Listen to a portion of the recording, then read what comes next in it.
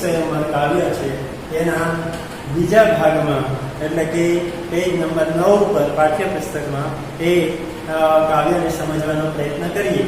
કારણ કે 8મા પેજનું પહેલો વિડીયો આપણે બનાવેલો, હવે 9મા પેજ ઉપરનો બીજો વિડીયો આપણે બનાવી અને એ બીજા 9મા પેજને સમજવાનો પ્રયત્ન કરીએ. તો ત્યાંથી આગળ વધીએ તો એક એકને આગળ કરે લેવા માળ કંઠ આગળ ધરે સંચ ન આવરે આવે રે ફરી તવ દમયંતી થઈ ગાગર. એક એકને આગળ કરે, એક એક અને એ પેલા જે 4 દેવો છે જે સ્વર્ગમાંથી દમયંતીને પરણવા માટે નળનું રૂપ ધારણ કરીને આવ્યા છે, નળનો વેશ ધારણ કરીને આવ્યા છે, એવા એ દેવો એક એકને આગળ કરે છે. તું આગળ થા, તું આગળ થા, એક એકને આગળ કરે. લેવા માળ કંઠ આગળ ધરે, અને જે દમયંતી વરમાળા આરોપવા આવે છે એ દમયંતીને એ વરમાળા પોતાના ગળામાં આરોપે એના માટે બધા પોતાનો કંઠ આગળ કરે છે, પોતાના ગળાને આગળ કરે છે. સંચ ન આવે રે ફરી, સંચ એટલે પ્રપંચ, તો પ્રપંચ ન આવે રે ફરી તવ દમયંતી થઈ ગાગર. ફરી પાછી દમયંતી ભયભીત થઈ ગઈ. હવે શું કર્યું? આ તો 5 નળ પોતાના માથા આગળ કરે છે, પોતાના ગળાને આગળ ધરે છે, અને મારે કોને એ વરમાળા આરોપવું એ ભયભીત થઈ જાય છે. ઇન્દ્રે મનમાં શાપ આપ્યો ઉતાશા, વાંદરાનું જેવું વદન અગ્નિએ જાણ્યો ઇન્દ્રનો કાજ, રીંછ મૂકો થજો મહારાજ. ઇન્દ્રે મનમાં શાપ આપ્યો, હુતાશન એટલે અગ્નિ ઇન્દ્ર રાજા, જે ઇન્દ્ર અહીંયા નળના સ્વરૂપે આવ્યા છે એને એ મનમાં શાપ આપે છે. કોને? અગ્નિદેવ. હુતાસન એટલે અગ્નિ. અગ્નિદેવને શાપ આપે છે કે વાંદરાનું જેવું વદન, તમારું મુખ વાંદરા જેવું થશે. વાંદરાના જેવું વદન, વદન એટલે મુખ, ચહેરો. વરુણે શાપ મનમાં દીધો. વરુણ એટલે પાણીનો અધિષ્ઠાતા દેવ, જેને આપણે કહીએ છીએ વરુણ. તો એ વરુણે શાપ મનમાં દીધો. વરુણે પણ મનમાં શાપ આપ્યો. જમને માંજાર મૂકું કીધું. વરુણ દેવે કોને શાપ આપ્યો? જમ. જમ એટલે યમ, જમરાજ, એને મૃત્યુનો દેવતા કહેવાય છે. તો એ જમને શાપ આપ્યો. શું આપ્યો? માંજાર મૂકો કીધું, તમારું મુખ બિલાડા જેવું થજો. એટલે એનું મુખ બિલાડા જેવું થઈ ગયું. અગ્નિ આપણે ઇન્દ્ર રાજાએ અગ્નિને શાપ આપ્યો કે તમારું મુખ રીંછ મૂકો થજો મહારાજ. એમનું મુખ રીંછ જેવું થયું. ધર્મે અંતર ઈચ્છ્યું એવું વરુણનું મુખ થયું શ્વાનના જ. અને ધર્મ, જેને અંતરે ઈચ્છ્યું એવું, ધર્મ જે યમ છે, યમે એવું અંતર એટલે હૃદયમાં એવું ઈચ્છ્યું કે વરુણનું મુખ થયું શ્વાનના જ. વરુણ પાણીનો અધિષ્ઠાતા દેવ છે, તેનું મુખ શ્વાન એટલે કૂતરા જેવું. તો કૂતરા જેવું થજો એટલે એનું મુખ કૂતરા જેવું. રીંછ, વાંદર, શ્વાન, માંજાર, કન્યા કહે વર રૂડાચાર. અને આમ એકનું મુખ રીંછ જેવું, એકનું મુખ વાંદરા જેવું, એકનું મુખ કૂતરા જેવું, અને એક માંજાર એટલે બિલાડા જેવું. આમ 4 દેવતાઓના મુખ આવા થઈ ગયા, રીંછ જેવા, વાંદરા જેવા, કૂતરા જેવા, બિલાડા. કન્યા કહે વર રૂડાચાર, અને કન્યા કહે સરસ મજાના એ વર રૂડા રૂપાળા સરસ લાગે છે એવા 4. ઇન્દ્ર રાય વાણી એમ ભણે, આધા વેશ માંડ્યો આપણે. અને ઇન્દ્ર રાય વાણી એમ ભણે. ઇન્દ્ર રાય એટલે કે ઇન્દ્ર રાજાની વાણી એ એમ બોલે, એમ ભણે, કહે કે આધા વેશ માંડ્યો આપણે. આપણે ખોટો વેશ ધારણ કરીએ. આપણે અંદરો અંદર ખોટા એકબીજાને શાપ આપી દીધા, અને આવો ખોટો આપણે એ આપણા ઉપર જ પ્રયોગ કરી લીધો. જમ કહે કાં હસાવો, ત્યારે જમ એટલે યમ જે મૃત્યુનો દેવતા છે એ પણ કહે છે કે તો કાં હસાવો લો, કે લોકોમાં શા માટે હાંસી પાત્ર થાવ છો? આવા એકાબીજાને શાપ આપી અને આવા મુક્ત થઈ ગયા, જેથી લોકોમાં તમે મજાકના પાત્ર બની ગયા. કાં હસાવો લો, સાપ કીધા માહો માહે કો. અને આમ જમરાએ કીધું કે આવા સાપ આપી અને આપણે જગતમાં હાંસીને પાત્ર થયા. એટલે તરત એવી ખબર પડતા તરત જ એ અંદરો અંદર બધાએ પોતાના સાપ ખોપ કર્યા, એટલે મિથ્યા કરી નાખ્યા, એ છોડી દીધા, એટલે પાછા હતા થઈ. દમયંતી વિચારે વળી સમાન શોભે પંચન. અને દમયંતી વિચારવા લાગી વળી પાછી સમાન શોભે પંચન. એ પાંચે પાંચ નળ રાજા ફરી પાછા સમાન થઈ ગયા. પાંચ નળ રાજા કોહોને વળી કોહોને ઉએકી વરમાળા કોહોને આરોપી. અને ત્યારે દમયંતીને થવા લાગ્યું કોહોને વરી એટલે કોને વરું, કોને વરમાળા આરોપ, કોહોને ઉએકી કોની ઉપેક્ષા કરો, કોની અવગણના કરો. ઉએકી એટલે ઉપેક્ષા કરો. કોહોને આરોપી અને કોને વરમાળા આરોપ. જોવા મળ્યા રાજકુમાર એક નળ દેખે નિર્ધાર. બુદ્ધિવાન નારી છે ઘણું માન મુકાવે દેવતા. અને જોવા મળ્યા રાજકુમાર, અને જોવા મળે છે રાજકુમાર જેવા એક નળ દેખે નિર્ધાર. એમાં એક નળ છે એ નિર્ધાર, એ દેખીએ છે બુદ્ધિવાન નારી છે ઘણું. પણ અહીંયા દમયંતી ખૂબ બુદ્ધિશાળી છે, હોશિયાર છે, ચાલાક છે. તો બુદ્ધિવાન નારી છે ઘણું માન મુકાવે દેવતા ત્રણ. અને આ માન મુકાવે છે દેવતાનું માન મુકાવે તેવી આ બુદ્ધિવાન નારી છે. ચારેને પૂછે કરી પ્રણામ. અને આમ દમયંતી ખૂબ ચતુર છે, ચાલાક છે, હોશિયાર છે. એટલે એ દેવતાનું માન ન જાય એ રીતે એને આદર માન સાથે એ ચારેને પૂછી કરે પ્રણામ. ચારેને પૂછી અને પ્રણામ કરે છે. અને તમારા તાતના સાસાના. ત્યારે દમયંતી નારી જે છે એ ચારે દેવોને પૂછે છે કે તમારા પિતાના નામ શું. તાતના નામ, તાતના સાસા નામ. લોભ વિશે ગણ્યો નવ પાપ, વીરસેન પાંચ નો પાપ. અને લોભમાં વિશે ગણ્યો નવ પાપ. લોભ જ્યારે જાગે માણસને ત્યારે લોભ કરવો એ પાપ ગણતો નથી. એમ અહીંયા પ્રેમાનંદ પણ કહે છે કે લોભ વિશે ગણ્યો નવ પાપ. લોભ કરવો એ પાપ નથી એમ ગણી અને વીરસેન પાંચ નો બાપ. એવું ચારે પેલા દેવતાઓ એ સ્વીકારે છે કે વીરસેન અમારો બાપ છે. જેમ નળ રાજા છે એ વીરસેન જેના પિતા છે અને એનો પુત્ર છે નળ રાજા, તો એમ અહીંયા દેવતા પણ કહે છે કે અમારા પિતા પણ વીરસેન, અમારા એ પાંચેયનો બાપ છે. કન્યા વળતી કરને દશે, સખી સામું જોઈ જોઈ હશે. અને કન્યા વળતી એટલે ફરી કરને દશે. એ કન્યા ફરી પાછી એ આ કર એટલે હાથને આગળ ધરે, સખી સામું જોઈ જોઈ હશે. અને આમ સખીઓ જે એની બેનપણીઓ સાથે છે એની સામું જોઈ જોઈને હસે છે. સખી કહે શું ઘેલા થયા, શું કપટ રૂપને વળગી રહે. અને સખીઓ પણ હસી પડી અને સખીઓ પણ કહેવા લાગી કે જો તો આ દમયંતીને પરણવા માટે પેલા જે નળ રાજા બન્યા છે એ કેવા ઘેલા થઈ ગયા છે, કે શું ઘેલા થયા, શું કપટ રૂપને વળગી રહ્યા. આ પ્રપંચી કપટી રૂપને વળગી રહ્યા છે. બીજા પુરુષ રૂપના ધામ, સાંભળો કહું દેશ દેશના નામ. અને આમ બીજી સખી પણ કહે છે કે બીજા પુરુષ પણ છે, રૂપ રૂપના અંબા, રૂપ રૂપના ધામ છે. સાંભળો કહું દેશ દેશના નામ. દેશે દેશના નામમાં કહું અને એ રાજકુમારો એ પુરુષોના નામ. દેશ શકળ નરેશના નામ. અને શકળ એટલે બધા જ દેશમાં નરેશ એટલે રાજાઓના નામ. દાસી કહે વર્ણવી ગુણગ્રામ.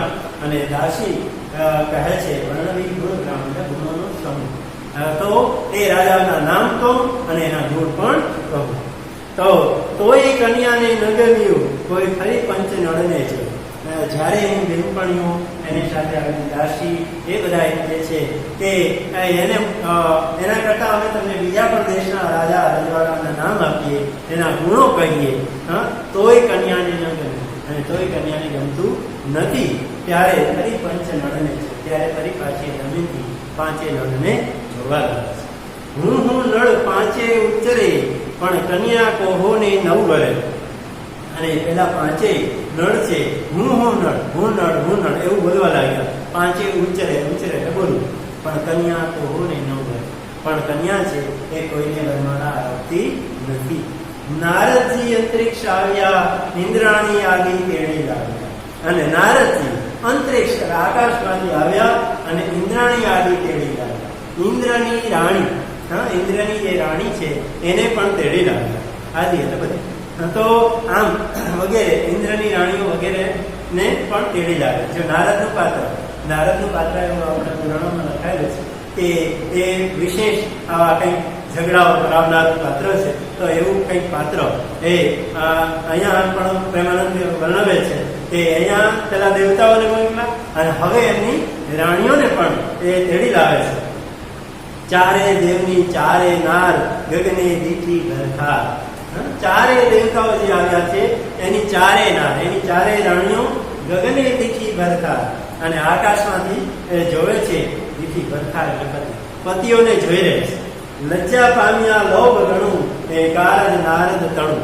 અને દેવતાઓને ખબર પડી ગઈ કે આપણી પત્નીઓ, આપણી રાણીઓ આપણને જોઈ રહી છે કે અહીંયા પરણવા માટે. પોતે દેવતાઓ તો પરણેલા છે જ, પણ અહીંયા દમયંતીને પરણવા માટે પહોંચી આવ્યા છે. ત્યારે એમની જે પત્નીઓ, એમની રાણીઓ જે જોઈ રહી છે એનાથી એ શરમાઈ જાય છે. લજ્જા પામ્યા લોભ ગણું. પણ લોભ ગણો હતો દમયંતીને પરણવાનો. એ કારજ નારદ તણું. અને એ દેવતાઓને ખબર પડી જાય છે કે આ કામ નારદનું જ હોવું જોઈએ. એ કારજ નારદ તણું. કન્યાએ દીઠી દેવાંગના એમ જાણીને માંડ્યા વના. અમે અલ્પ જીવ રૂપ તમો ભારે ખમ ભવના ભૂપ. કન્યાએ દીઠી દેવાંગના. અને એ કન્યા એ દીઠી દેવાંગના એટલે દેવોની સ્ત્રી. એ કન્યાને એ દમયંતીએ પણ એ દેવોની સ્ત્રીઓને જોઈ એમ જાણીને માંડ્યા વના વિવેક દર્શાવ્યો. અને એમ જાણીને એને પણ વિવેક દર્શાવ્યો. અમે અલ્પ જીવ કુરૂપ. અમે તો અલ્પ નાના જીવ, કુરૂપ એટલે કદરૂપ છીએ, બદસુરત છીએ. તમો ભારે કમ ભવના ભૂપ. તમે તો ભવ્ય મહાન સંસારના રાજાઓ. તમો ભારે કમ ભવના ભૂપ. અમો જમ જરાતી ત્રાસીએ પૂજની કે તમને ઉપાસીએ. તમે અમને ભીમક રાજન, હું તમને પુત્રી સમાન. અને ત્યારે અહીં આગળ કહે છે તમે તો મહાન દેવતાઓ છો. તમે તો ભારેકમ ભવ્ય મહાન સંસારના રાજાઓ છો. અમો જમ જરાતી ત્રાસી. જમ જરાતી, જરા એટલે વૃદ્ધાવસ્થા. અમે જમ એટલે જમથી બી જઈએ, ડરી જઈએ, વૃદ્ધાવસ્થાથી ડરી જઈએ. જમ જરાતી ત્રાસીએ પૂજની કે તમને ઉપાસીએ. અને તમે તો પૂજનીય છો. તમારી તમે ઉપાસના, આરાધના, ભક્તિ કરીએ. તમે તો દેવો છો એટલે પૂજનીય તમને ઉપાસીએ. તમે અમને ભીમક રાજન, હું તમને પુત્રી સમાન.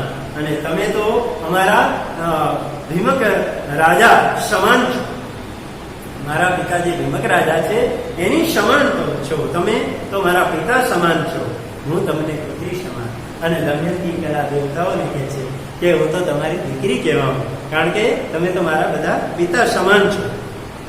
એવું કહીને ભર્યા ચક્ષ લાજ્યા દેવ થયા પ્રત્યક્ષ. અને આવું જ્યારે દમયંતી કહ્યું ત્યારે પેલા દેવતાઓ છે એવું કહીને ભર્યા ચક્ષ.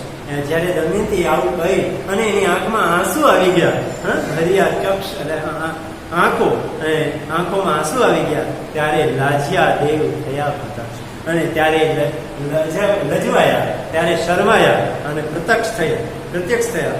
ઇન્દ્ર વરુણ વહની જમરાય થોભિયો મંડપ જે આય. હવે જે ચારે દેવતાઓ છે, ઇન્દ્ર રાજા છે, વરુણ છે, અગ્નિ દેવતા છે અને જમરાય એટલે મૃત્યુનો દેવતા છે. આ ચારેય દેવતાઓ શોભ્યો મંડપ જે થાય. અને ચાર દેવો સ્વર્ગમાંથી ઉતર્યા છે. અહીંયા મંડપ છે એ જ્યાં કન્યાનું લગ્ન થઈ રહ્યું છે. તો એ મંડપ પણ શોભાયમાન થયો. નળને તે થયા તુષ્ટમાન, દેવ કહે માગો વરદાન. અને નળને થયા તે તુષ્ટમાન, સંતોષ પ્રસન્ન થયા. અને નળને પ્રસન્ન થયા તે દેવતાઓ. દેવ કહે માગો વરદાન. અને હવે તો દેવતાઓ એ નળ રાજાને પ્રસન્ન થઈ અને કહેવા લાગ્યા કે નળ રાજા હવે માગી લ્યો વરદાન, માગો વરદાન. બે વર આપે સુરરાજ, સહેજે નળનું સરિયું કાજ. અને બે વર આપે, બે વર વરદાન આપવા લાગ્યા. સુરરાજ, દેવોનો રાજા ઇન્દ્ર, શુર એટલે દેવ અને રાજ એટલે રાજા. શુર રાજ એટલે દેવોનો રાજા, દેવોનો રાજા એટલે ઇન્દ્ર. તો ઇન્દ્ર રાજા પણ ચારે જે દેવતાઓ આવ્યા છે એ ચારે બે વરદાન પેલા નળ રાજાને આપવા લાગ્યા, જેમાં ઇન્દ્ર રાજાએ 2 વરદાન આપ્યા. શું કહ્યું? સહેજે નળનું સર્યું કાય, અને સહેજતાથી એનું કામ સરી ગયું, એનું કામ સફળ થયું. કમળ માળા આપી સુરરાય, અને સુરરાય કમળ માળા, કમળ રૂપી માળા, કમળ રૂપી માળા એવી ઇન્દ્રએ આપી.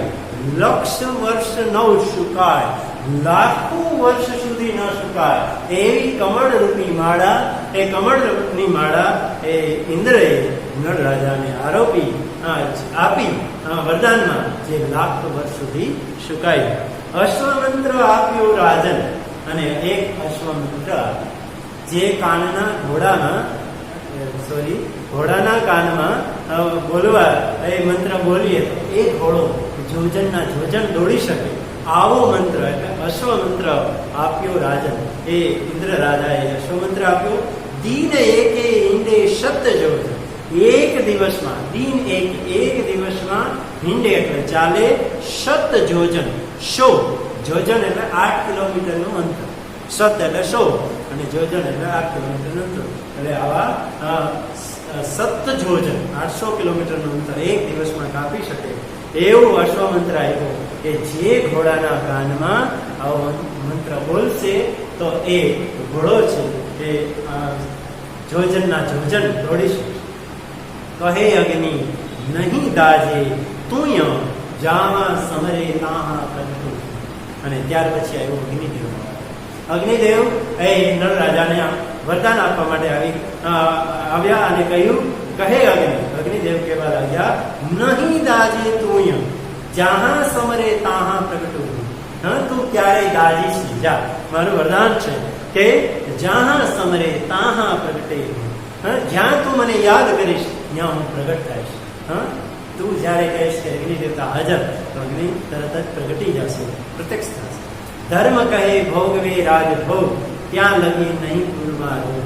અને આમ હજી આગળ કહે છે ધર્મ કહે, ધર્મ એટલે યમ, એ દેવતા કહે છે કે ભોગવે રાજ ભોગ, તું એવું રાજ ભોગવીશ કે ત્યાં લગી નહીં કુળમાં રોગ. તારા પૂર એટલે નગરમાં એકે રોગ નહીં થાય જ્યાં સુધી તું રાજ્ય ભોગવીશ. જે કરશે તારી કથા વાંચના, તેને ન હોય જાચ જજના. જે તારી કથા વાંચના કરશે, જે તારી કથાનું વાંચન કરશે, તેને ન હોય જાચ જજના, એટલે એને કોઈ દી માગવું નહીં પડે. તારી જે કથા વાંચના કરશે એને કોઈ દી જાચ એટલે માગવું, જચના અને યાચના ક્યારેય માગવું નહીં પડે. વરુણ કહે સાંભળ નરાય, શુકુ વૃક્ષ નવ પલ્લવ થાય. અને વરુણદેવનો વાળો આવ્યો. એ વરુણદેવ કહે છે કે સાંભળ નરરાજ, હે નરરાજા સાંભળ, શુકુ વૃક્ષ નવ પલ્લવ થાય. અને સુકાયેલું વૃક્ષ છે એ નવ પલ્લવિત થશે. જ્યારે તું મને યાદ કરીશ ત્યારે સુકાઈ ગયેલું વૃક્ષ છે એ મને નવ પલ્લવિત ખૂબ જ લીલુંછમ થઈ જશે. આમ આ પેજ નંબર 9 જે આજે આપણે સમજ્યા ત્યાં સુધી રાખીએ. ત્યાર પછી જે પેજ નંબર 10 ઉપર છે કાવ્ય, એ પછીના વિડીયોમાં આપણે સમજવા